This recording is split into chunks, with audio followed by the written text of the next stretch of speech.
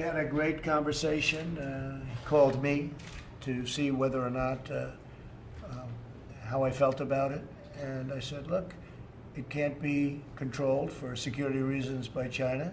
Too big, too invasive, and it can't be. And here's the deal. I don't mind if, whether it's Microsoft or somebody else, a big company, a secure company, very American company, buy it.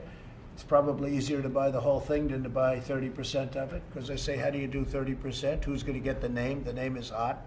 The brand is hot. And who's going to get the name? How do you do that if it's owned by two different companies? So my personal opinion was you're probably better off buying the whole thing rather than buying 30% of it. I think buying 30% is complicated.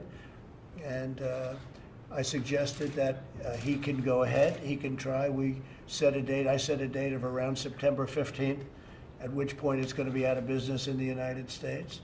But if somebody, and whether it's Microsoft or somebody else buys it, that'll be interesting. I did say that if you buy it, whatever the price is, that goes to whoever owns it, because I guess it's China, essentially, but more than anything else.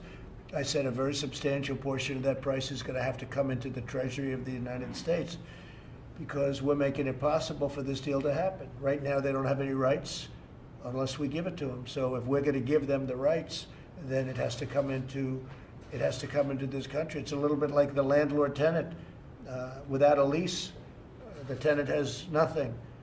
So they pay what's called key money, or they pay something. But the United States should be reimbursed or should be paid a substantial amount of money, because without the United States, they don't have anything, at least having to do with the 30%. So I told him that.